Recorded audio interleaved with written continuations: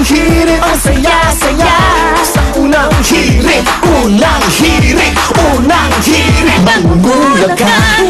Mga kapuso, isang dekada na po ang nakalipas mula na mangyari ang kakilakilabot na terrorist attack sa Amerika na talaga namang yumanig sa buong mundo.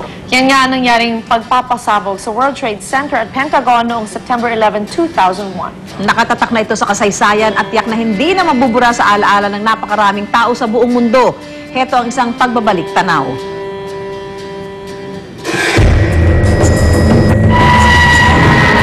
Sa darating na linggo, September 11, gugunitain ng buong mundo ang ika-isang dekada ng naganap na terorismo sa Amerika.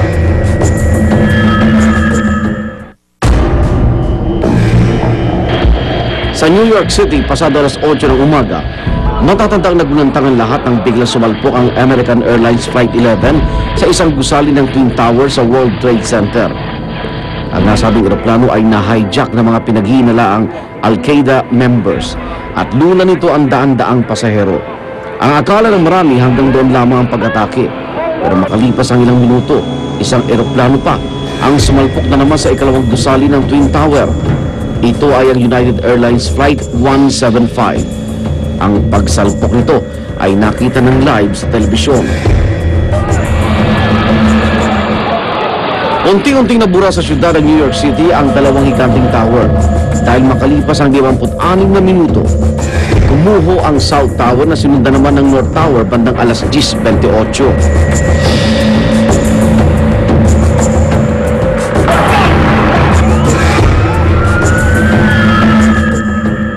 Pasado alas 9:30 naman ng ang Pentagon o ang headquarters ng US Department of Defense sa Arlington County, Virginia ay maging bahagi rin ng nasabing suicide mission.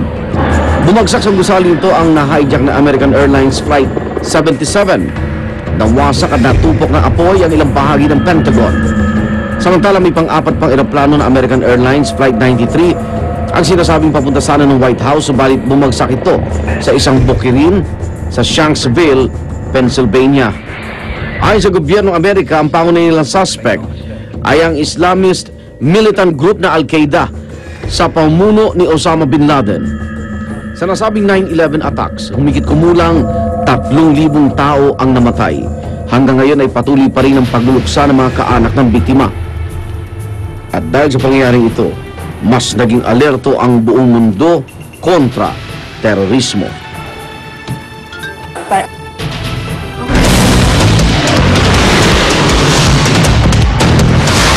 Ang mga unang balita sa umagang ito. Manny Pacquiao at Juan Manuel Marquez. Sa Mexico naman nag-promote ng kadalang ikatlong pagtutoo sa ring. Pacman, inihayag ang intensyong pagtakbo sa pagka-vice-presidente sa 2016 elections. Sa gitna ng pinaigting na kampanya kontra Botcha, baboy na kinatay ng walang kaukulang permit sa Pasay, kumpiskado. 800 kilo ng isda na nahuli sa dynamite fishing, nasabat sa Maynila.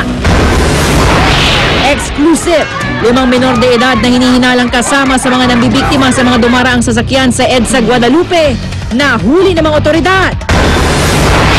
At Charisse, napiling kumanta ng pambansang awit ng Amerika sa 9/11 tribute ng National Football League.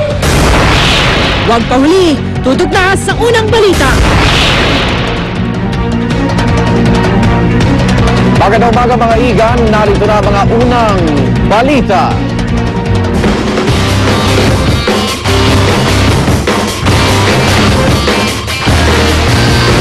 Pampasang Kamawat Sarangani Representative Manny Pacquiao tatakbong Vice President sa 2016 elections.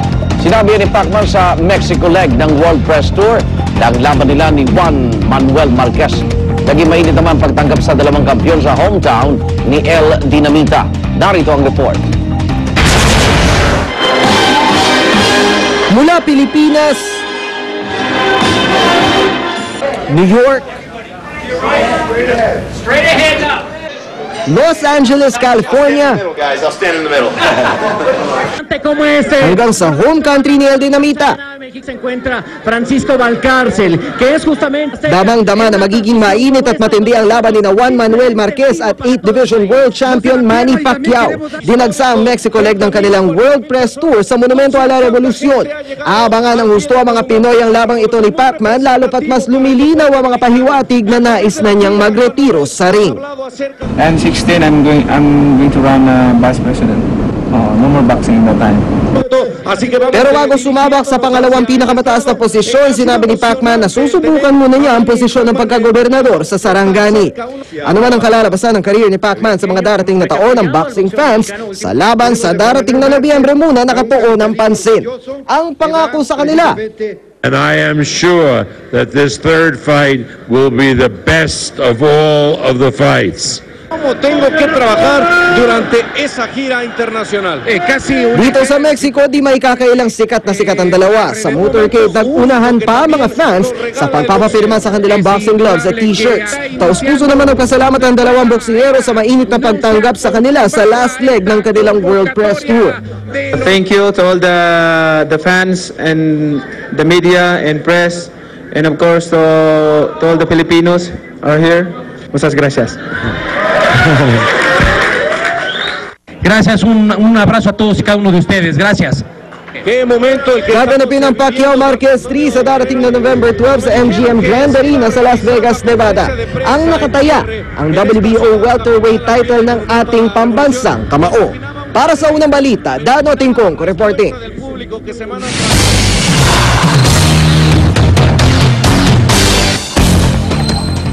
Sa gitna ng pinaigting na kampanya kontra botsa, baboy na kinatay ng wala umanong kaukulang papeles na kumpiska sa Pasay.